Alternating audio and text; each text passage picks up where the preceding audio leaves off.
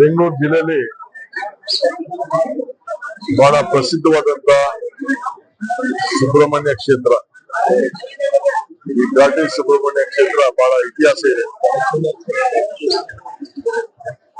ನಾನು ಬಹಳ ದಿನದಿಂದ ಇಲ್ಲಿಗೆ ಬರ್ಬೇಕು ಅಂತಿದ್ದೆ. ನನ್ನ ಕಷ್ಟಕಾಲದಲ್ಲಿ ನಮ್ಮ ಸ್ನೇಹಿತರೆಲ್ಲ ಅರ್ಕೆ ಮಾಡಿಕೊಂಡು ಪ್ರಾರ್ಥನೆ ಮಾಡಿದ್ರು. ಆ ಪ್ರಾರ್ಥನೆಗೆ ಫಲ ಸಿಕ್ಕಿದೆ. ಆ ಹಿನ್ನೆಲೆಯಲ್ಲಿ ನಾನು ಇಲ್ಲಿಗೆ ಬರ್ಬೇಕು ಅಂತ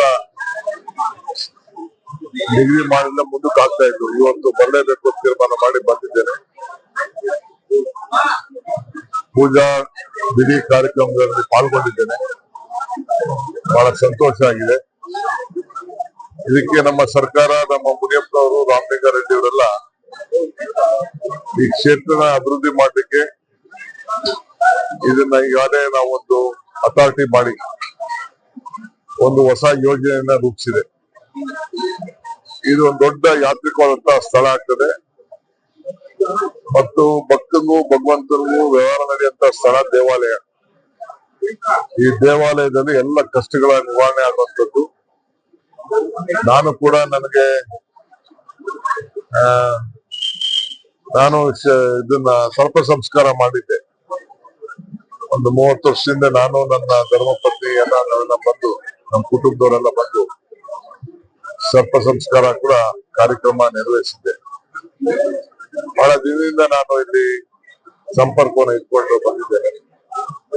ಆ ದೃಷ್ಟಿಯಿಂದ ಬಂದಿದ್ದೇವೆ. ಸರ್ಕಾರ ಕೂಡ ಮುಂದಕ್ಕೆ ಮುನಿಯಪ್ಪನವರ ಮುಖಂಡತ್ವದಲ್ಲಿ ಈ ಭಾಗದಲ್ಲಿ ಅನೇಕ ಅಭಿವೃದ್ಧಿ ಕೆಲಸವನ್ನ ಮಾಡಲಿಕ್ಕೆ ಯೋಜನೆಯನ್ನು ರೂಪಿಸಿದ್ದೇವೆ. ನಾನಿನ್ನ ವರದಿ ನೋಡಿಲ್ಲ. ನಾನು ಬೆಳಗಾಮು, ಮಂಗಳೂರಿಗೆ ಹೋಗಿದ್ದೆ. ನೋಡ್ತೀವಿ. ಅದು ಇನ್ನ ನಮ್ ಕ್ಯಾಬಿನೆಟ್ ಅಲ್ಲಿ ಚರ್ಚೆ ಆಗ್ಬೇಕು. ಸಿಎಂ ಏನೋ ಇವತ್ತು ಅಸೆಂಬ್ಲಿಗೂ ಚರ್ಚೆ ಮಾಡ್ತೀವಿ ಅಂತ ಹೇಳಿದ್ದಾರೆ. ಆತುರದ ನಿರ್ಧಾರ ಯಾರು ತೆಗೆದುಕೊಳ್ಳುವುದಿಲ್ಲ. ಅದರಿಂದ ಕೆಲವು ರಾಜಕಾರಣ ಸ್ಟೇಟ್ಮೆಂಟ್ ಮಾಡ್ತಾ ಇರ್ತಾರೆ. ಬಟ್ ಸತ್ಯಾಂಶ ಏನು ಅಂತ ತಿಳ್ಕೊಂಡು ಎಲ್ಲರಿಗೂ ನ್ಯಾಯವನ್ನು ಒದಗಿಸುವಂತ ಕೆಲಸ ನಾವು ಮಾಡ್ತೇವೆ.